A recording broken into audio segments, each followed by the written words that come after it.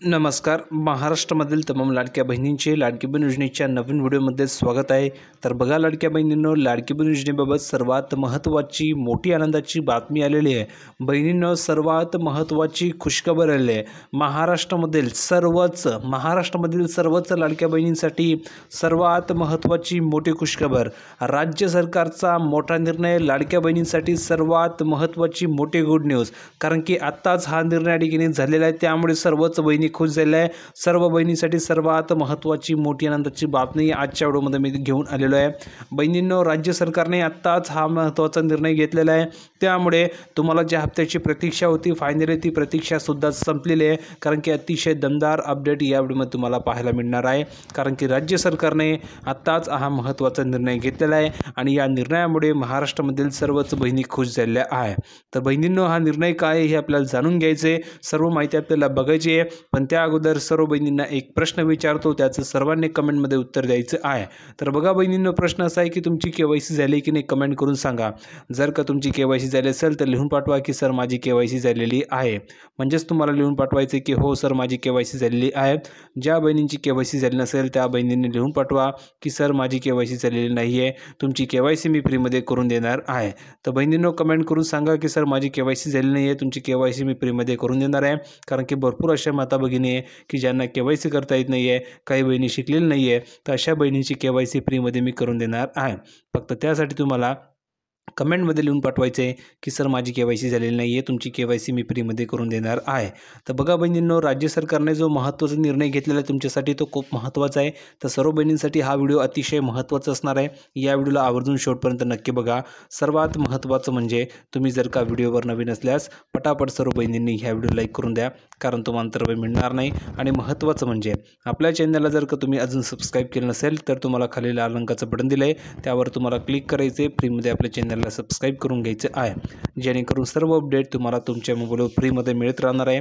कोणतीही नवीन अपडेट तुमच्याकडनं मिस होणार नाही आहे. म्हणून सर्वांनी फ्रीमध्ये चॅनलला सबस्क्राईब करून ठेवायचं आहे. आणि महत्त्वाचं बहिणींनो, आता तुम्हाला नोव्हेंबरचे पैसे मिळत आहेत, नोव्हेंबरचा हप्ता मिळणार आहे. तर तो हप्ता कोणत्या बहिणींना मिळणार आहे? ज्या बहिणींची KYC झाली त्याच बहिणींना मिळणार आहे.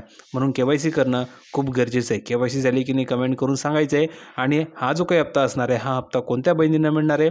ज्या बहिणींना, जर तुम्ही बघितलं असेल ऑक्टोबर महिन्याचा हप्ता मिळाला असेल त्याच बहिणींना हा पुढचा हप्ता म्हणजेच नोव्हेंबरचा हप्ता मिळणार आहे. तर ऑक्टोबरचा हप्ता मिळाला आहे की नाही तेही कमेंट करून सांगायचं आहे. या व्हिडिओला पटापट तुमचे शेजारी पाजारी ज्या महिला असतील, तुमच्या नातेवाईकमधील तुमच्या ज्या बहिणी असतील, मावशी असेल, आत्या असेल, त्यांना नक्की शेअर करून द्या. कारण की त्यांनासुद्धा ही खुशखबर कळाली पाहिजे. कारण की लाडक्या बहिणींसाठी राज्य सरकारने महत्त्वाचा निर्णय, मोठा निर्णय घेतलेला आहे. तर तुम्हाला पुराव्यासहित सर्व माहिती मी दाखवतो, जेणेकरून तुमच्या लक्षामध्ये संपूर्ण माहिती येऊन जाईल. तर बघा बहिणींनो, आपण या ठिकाणी आले प्रूफवरती संपूर्ण माहिती पाहण्यासाठी. तर तुम्ही या ठिकाणी बघू शकता, सर्वात महत्त्वाची मोठी अपडेट आहे, महत्त्वाची मोठी खुशखबर आहे. मुख्यमंत्री माझी लाडकी बहीण योजनेमधील महिलांची KYC प्रक्रिया मोठ्या प्रमाणावर सुरू आहे. म्हणजेच खूप जास्त प्रमाणावर ही KYCची प्रक्रिया सुरू आहे. या दरम्यान अलीकडे काही जिल्ह्यांमध्ये उद्भवलेल्या नैसर्गिक आपत्ती, महिलांनी उपस्थित केलेल्या अडचणी लक्षामध्ये घेता राज्याचे मुख्यमंत्री देवेंद्रजी फडणवीस, उपमुख्यमंत्री एकनाथ शिंदे आणि उपमुख्यमंत्री अजित पवार यांच्या सूचना आणि मार्गदर्शनाखाली KYC करण्याची मुदत वाढवण्यात आलेली आहे. म्हणजेच बहिणींनो, तुमच्यासाठी सर्वात महत्त्वाची मोठी खुशखबर हीच आहे. भरपूर बहिणींची KYC बाकी होते. जवळजवळ तुम्ही जर बघितलं तर 1.3 कोटी, किती 1.3 कोटी महिलांची KYC बाकी होती. तर 1.3 कोटी महिलांची KYC या ठिकाणी बाकी असल्या कारणास्तव ही मुदत वाढवून दिली गेलेली आहे. आणि आता ही जी काही मुदत आहे तर ती नवीन मुदत काय वाढवून दिली, काय तारीख दिली, शेवटची तारीख काय असणार आहे, सर्व तुम्हाला माहिती या व्हिडिओमध्ये पाहायला मिळणार आहे. तर बहिणींनो, व्हिडिओ शेवटपर्यंत नक्की बघा. आणि महत्त्वाचं म्हणजे आता 1.3 कोटी ज्या महिला राहिलेल्या आहेत तर त्या बहिणींना आता KYC करता येणार आहे. तर बहिणींनो, जागे व्हा, लवकरात लवकर KYC करून घ्या, नाहीतर ही सुद्धा मुदत संपून जाईल आणि मग तुम्ही म्हणाल की सर मुदत संपलेली, माझी KYC कशी करायची? तर असं व्हायला नको, म्हणून तुमची KYC करण्यासाठी ही शेवटची संधी असणार आहे. आता बघा मुदत काय असताना नवीन शेवटची तारीख काय दिली आहे, संपूर्ण माहिती आपण बघूया. तर बघा बहिणींनो, तुम्ही बघू शकता, याआधी ही जी काही मुदत होती तर ती मुदत 18 नोव्हेंबर 2025 पर्यंत निर्धारित अंतिम मुदत होती. म्हणजेच काय, जर तुम्ही बघितलं तर 18 तारखेपर्यंत ही तुमची मुदत होती की 18 तारीख ही लास्ट डेट आहे. पण बघा बहुतेक बहिणी, जवळजवळ किती सांगितलं मी तुम्हाला, तर जवळजवळ 1.3 कोटी 3 कोटी महिलांची KYC बाकी होती. आता एवढ्या महिला या ठिकाणी अपात्र केल्या जाणार होत्या. आता एवढ्या महिलांची KYC या ठिकाणी बाकी होती. आता 1.3 कोटी महिला अपात्र या ठिकाणी जर होतील तर खूप मोठं नुकसान महिलांचं होणार आहे. म्हणून काय केलं तर ही जी काही मुदत होती वाढवून देण्यात आलेली आहे. अगोदर 18 नोव्हेंबर ही मुदत होती, आता ती मुदत वाढवून दिलेली आहे. आता बघा, पण निर्धारित मुदत आता वाढवण्यात आली आहे. आता महिला आपली KYC 31 डिसेंबर 2025 पर्यंत करू शकणार आहेत. म्हणजेच काय, तर 31 डिसेंबर ही लास्ट डेट असणार आहे. जर तुम्ही बघितलं तर 31 डिसेंबर 2025 पर्यंत तुम्ही तुमची KYC करू शकतात. कारण आता राज्य सरकारने KYCची मुदतवाढ ही 31 डिसेंबर 2025 पर्यंत करण्याचा निर्णय शासनाने घेतल्याची माहिती या ठिकाणी राज्याच्या महिला आणि बालविकास मंत्री आदिताई तटकरे यांनी दिली आहे.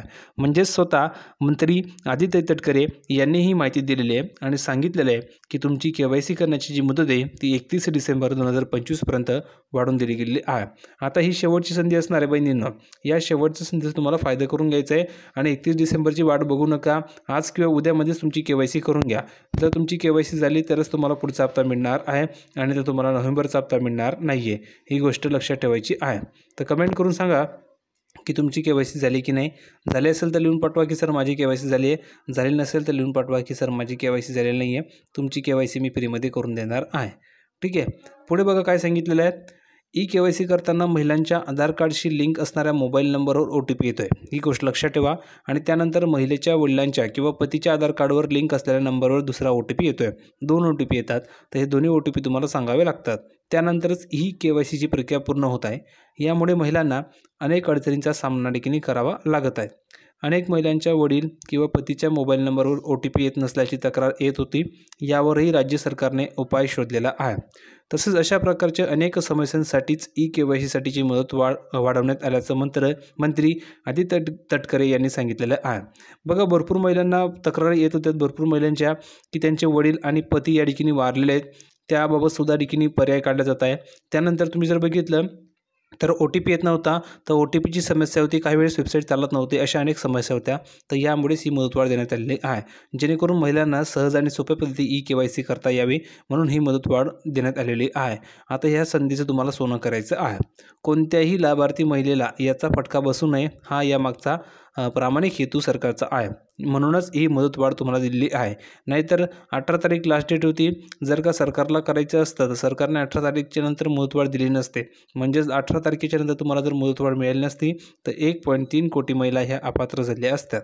कारण की नियम असा आहे, KYC जर तुम्ही केले नाही तर सरसकट तुम्हाला अपात्र केलं जाणार होतं. आता बघा, अलीकडील नैसर्गिक आपत्तीमध्ये अनेक कुटुंबांचे मोठ्या प्रमाणावर नुकसान झाले आहे. तसेच काही महिलांच्या पती किंवा वडिलांचे निधन झाल्यामुळे संबंधित आधार क्रमांकावर OTP प्राप्त होणे अशक्य झाले आहे. अशा परिस्थितीमध्ये अपूर्ण KYC प्रक्रियेस मुदतवाढ देणे आवश्यक आहे. म्हणजेच काय, जर तुम्ही बघितलं तर भरपूर असे महिला आहेत की ज्यांचे पती वारले आहेत किंवा त्यांचा डिवोर्स झालेला आहे, त्यांचा घटस्फोट झालेला आहे आणि जे वडील आहेत तर त्यांच्या वडिलांचं सुद्धा निधन झालेलं आहे. तर अशा वेळेस महिलांनी KYC कशी करायची, कारण त्यांच्या आधार क्रमांकावर OTP जाणारच नाही. मग अशा महिलांनी KYC कशी करायची हा प्रश्न पडलेला होता. तर आता अशा ज्या काही परिस्थितीत, अशा परिस्थितीमध्ये अपूर्ण KYC प्रक्रियेसुद्धा ठिकाणी मुदतवाढ देण्यात आलेली आहे. तसेच ज्या पात्र महिलांच्या पती किंवा वडील हयात नाही आहेत किंवा ज्या महिला घटस्फोटित आहेत अशांनी स्वतःची KYC प्रक्रिया पूर्ण करून संबंधित मृत्यू प्रमाणपत्र, घटस्फोट प्रमाणपत्र किंवा माननीय न्यायालयाचा आदेश यांची सत्यप्रत सादर करणे आवश्यक राहील, असं महिला आणि बालविकास मंत्री आदित्य तटकरे यांनी सांगितलेलं आहे. बघा, यावर पर्यायसुद्धा तुम्हाला काढून दिलेला आहे. ज्या महिलांचा घटस्फोट झाला असेल किंवा त्यांचे पती या ठिकाणी वारलेले असतील किंवा त्यांचे वडीलसुद्धा ठिकाणी वारलेले असतील तर अशा महिलांनी काय करायचे, मृत्यूचं प्रमाणपत्र जोडायचे किंवा घटस्फोटचं तुम्हाला ठिकाणी प्रमाणपत्र जोडायचे किंवा माननीय न्यायालयाचा आदेश याची सत्यप्रत तुम्हाला सादर करायची आहे. तेव्हाच तुमची KYC होणार आहे आणि तुम्हाला लाभ मिळणार आहे. तर तुमचा जो प्रॉब्लेम होता, तुमची जी समस्या होती ती सुद्धा ठिकाणी दूर करून दिली गेलेली आहे. म्हणजेच तुमच्या ज्या काही अडचणी असतात त्या सर्व अडचणींचा ठिकाणी पर्याय काढला जात आहे. तर बहिणींनो, तुम्हाला सुद्धा आता दिलासा मिळाला असेल. तुम्ही इझिली KYC करू शकता. कारण की आता जर पती नसतील, वडील नसतील किंवा तुमचा घटस्फोट झाला असेल तरी तुम्ही KYC करू शकता. कारण की तुमची जास्ती प्रमाणामध्ये हीच समस्या होती, तर त्यावर या ठिकाणी तोडगा काढलेला आहे.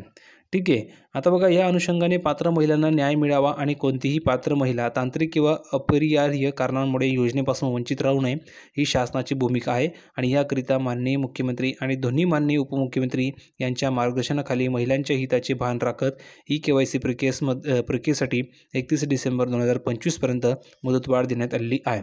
तसेच विस्तारित कालावधीत लाभार्थ्यांनी आपली KYC प्रक्रिया पूर्ण करावी असे आवाहन मंत्री आदित्य तटकरे यांनी केलेले आहे.